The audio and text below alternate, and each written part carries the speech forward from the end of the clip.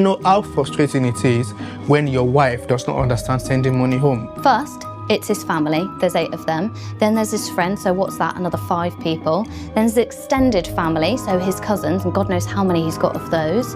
And then he's got his village leader calling, so he's now building roads. The next thing you know, he'll be building houses for the homeless. He might as well set up a charity. It's ridiculous. What she wants is for me to get permission from her, but I'm the head of this house. I do not need to get permission from Sarah to do anything I want with my money. Head of the house.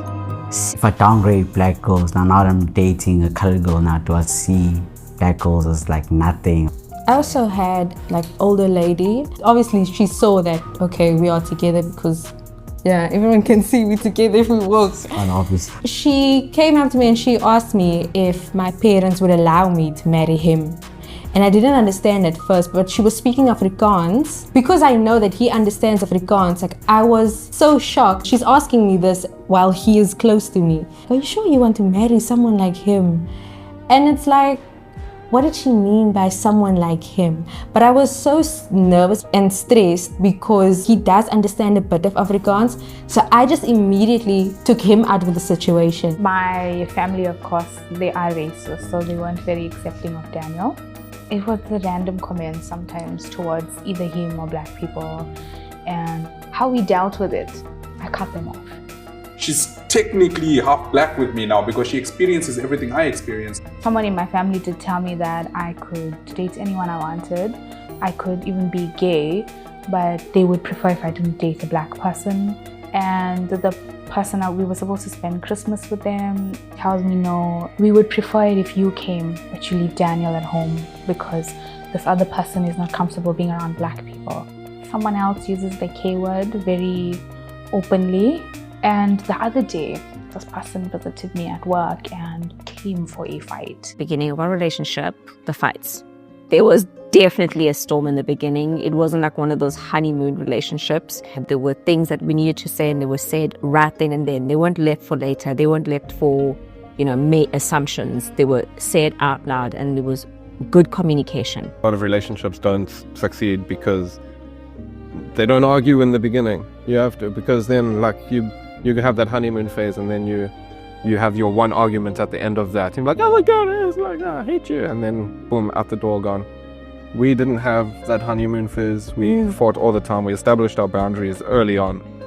And I think that made a solid foundation to grow on. We went out to eat or something, and like people will think that we're like not together. You're kidding. Oh yes. And stuff like that. I don't know. Sometimes like I can't read too deep into things like that. Another example I do have though, we were in New York one time, and there was this we were on the train on the subway, and this African American lady was just kind of just staring at us. I was just like, maybe she's staring because she likes my shoes, or she likes her shoes, or like I don't know. Like I only think the best of people. It's time for us to get off the stop. Savannah walks off the train. She kind of like ups and downs me and says, she said, "Oh, you don't like chocolate?"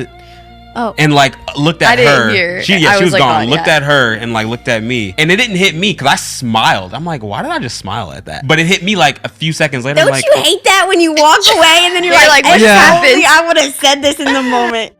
He didn't tell his parents I was black. I mean, he is a corn-fed white boy through and through. Everybody's cool until they bring somebody black in their family. You could tell everybody's like the high-pitched, and I'm like, wow, that was a really high octave. I said, Richard, did you tell them? What do you mean? You're my girlfriend. And I'm like, I know that you feel that way, but those looks, they're not feeling that way, And it was one of those, his mom's like, hey, can we talk to you for a sec? And I think they thought that he was going through something. He was going through a phase. It was like, I was a 6. Okay, so what I'm about to say is extremely controversial. It's my truth. It's what I feel. My husband supports me, and I have to be honest, and I owe my followers the truth. Some things really do need to be shared and talked about. Yeah, and we like to foster discussion and honesty. We have built our relationship on honesty. Yeah, and you can't confront that which you won't admit. Exactly. So sometimes you have to admit the truth, even if it's difficult and hard. Yeah. So I've come on here today to talk about something that's been really, really bothering me. 10 years ago, when I got married to my husband, I had all kinds of expectations. there were just things that I looked forward to, and I have to admit I've been let down. And I just wanted to share that growing up in New York, some of the things that we would always hear about white people is that they loved brownies and green.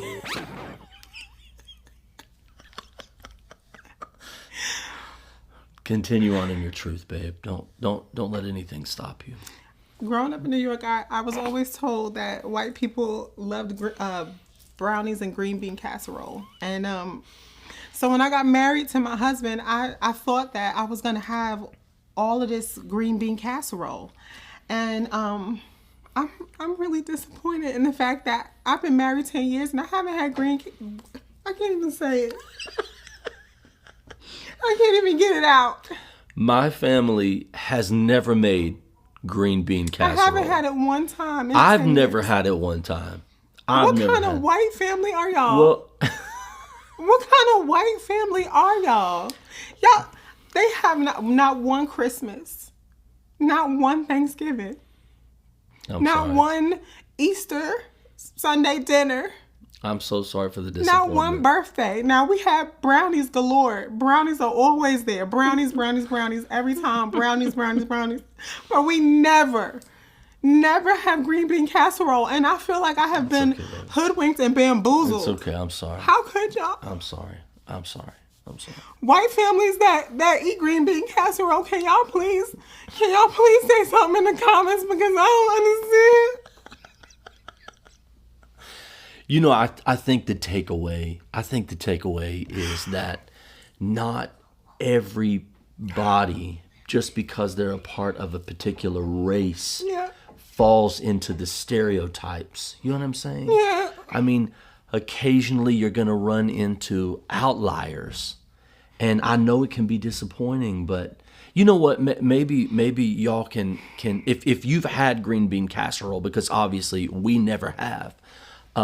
Maybe you can tell us in the comments if you like it or not, or if we're missing anything. And if y'all have any recipes for green bean casserole, can you please put it in the comments so I can give it to my mother-in-law? Thank you. If you are a white woman and you are dating, in love with, married to a black man, I want you to listen up. There are certain things that you need to know. And I don't think this is spoke about enough. But the most dangerous thing in this world are the tears of a white woman. And if you truly love the black man that you are with, you need to know that you need to have his back and protect him at all costs, including protecting him from yourself. And what do I mean by that? My son was dating a white woman. My son is biracial.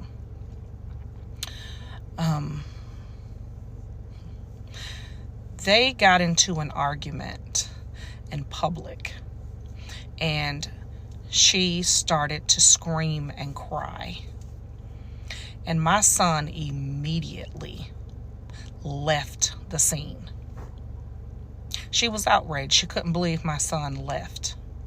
My son left because my son knew that if he stayed there and this woman was crying and screaming at him, a black man, there was not going to be any questions asked. He was going to be thrown to the ground.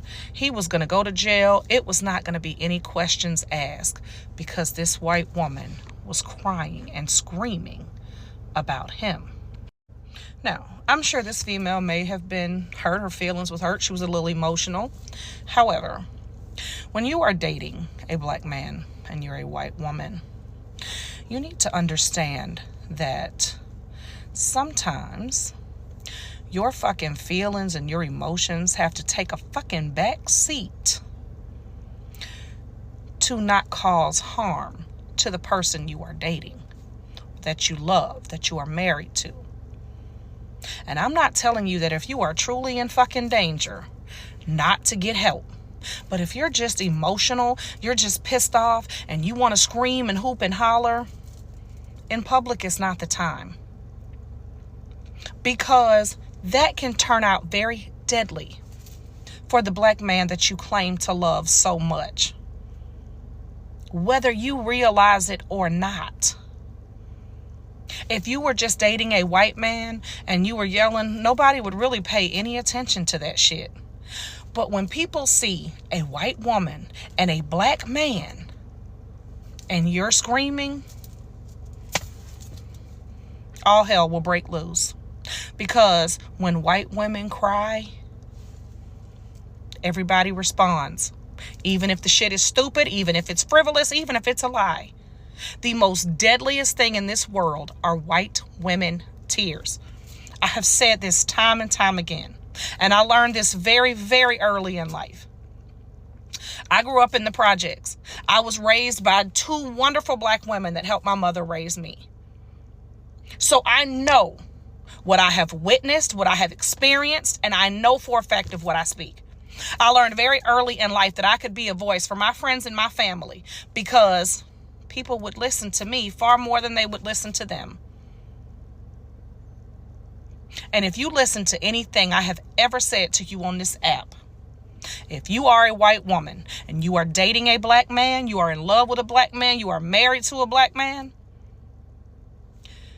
you need to know that you need to have his back and protect him at all costs, even if it is protecting him from you. Handle that shit at home if you are not in danger. So I have this white boyfriend, and there are some things that he'll just never understand. Boyfriend, I don't know if that's age appropriate. Man friend, partner, person, he's my person. So I met my person in rehab almost 14 years ago. And that's a whole nother story, by the way. And I bring that up to say that we have shared everything since then. We are sober parents, which is a whole thing. Both of his parents have died since I've known him. I've been by his side for both. I had a really hard time spending weekends without my kids after my divorce, and he helped me through that. And so we've shared every trivial, every major life event. And then we come up to the year 2020 and we're sitting on the sofa watching breaking news stories about black person after black person being killed by white people, either white civilians like Ahmaud Arbery was, or white policemen like Breonna Taylor and George Floyd were. And all of a sudden I'm sitting next to my partner, my person, and there's something I can't share with him because he can't understand it. Now, to clarify, I don't mean that he doesn't comprehend what's happening. Of course he does. And in fact, we're on the same page about it. But he doesn't have the experience at a cellular level the way that I do of being a black person in America. So the impact on him is different than it is on me. And so for the first time in our relationship, we're sitting here experiencing something and he's impacted differently than I am because he's a cishet, blonde-haired, blue-eyed white guy. He's at the top of the food chain. And other than, what I tell him about being black, he doesn't know what it's like to be black in America. He could never know because he'll never have that experience. And that made me sad, because I want to share everything with him. He's my partner. When this kind of stuff happens, I want to be able to share this with him. And I couldn't. So what I did was I found this group of black women, all of whom happened to have white partners. And we met twice a year during the year 2020. If something particularly egregious happened, we had an emergency meeting as well. And the five of us, we dialogued about this. We processed it. We felt each other. We saw each other. We held space for each other. And we experienced it together in the way that only black people could. And that was so important for me. And it was so important to be able to bring myself back into my relationship so that I could sit next to him and not feel separate from. Because once I'd had this experience with them, I felt whole again.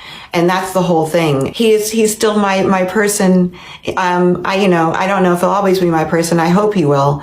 But now I know how to share this kind of thing with him without burdening him with the idea that he can't be the person I have this experience with. I have this group of women that I can have this experience with and share the experience.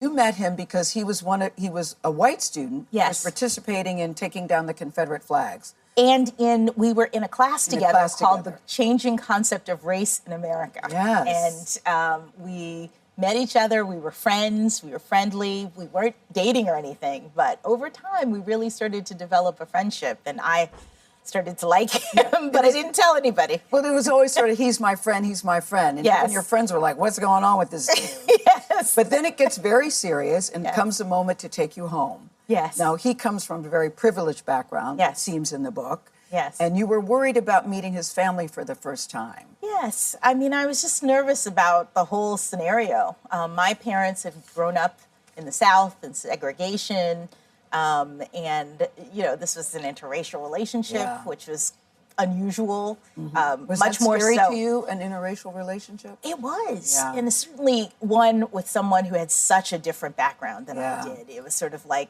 hard to think about how this was going to happen. But I wanted my parents to trust me, and I know, but your parents said, we trust you, we trust Patrick, but this is America. that they did say that. Your dad said that. My dad did say that, and eventually, they realized that we were right for each other, that we shared a lot of the same values. But this was the thing that got me with Patrick. You're getting ready to meet the family. You're not sure how it's going to go. And what did he say to you? He said, he said a couple things, but at one point he said, I choose you, because I was worried that, his grandmother had promised to pay for his medical school. And I was worried that it might mean that when she found out about me, she wouldn't do it. And he said, even if I have to take a job or do something else, I choose you. I choose you. What did that mean to you? Oh, it was it was pretty extraordinary. So these are some of the struggles these white people and these black people go through. Sometimes we don't really understand. Like, I don't really understand why people don't want people to be happy, like based on what they like or based on what they feel, how they feel. Like, I don't know why racism is kind of like eating into us, like as blacks and as white. We are free to love whoever we want to love, but racism is kind of like a bad sign for us all the time. If you're in a relationship with a white person or a black person, there is always that mind that what are people going to talk about? How are people going to see me and stuff?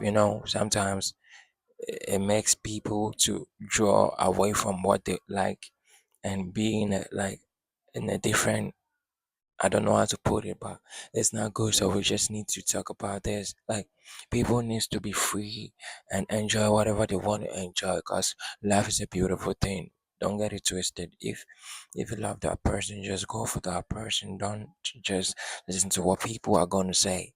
You get that? Yeah, this is Love Beyond Borders. So if you're new, please subscribe. And if you're old, keep on watching. You're definitely gonna be new, because this is my second video. I love you guys. Stick and stay with me. More content coming soon. Bye bye.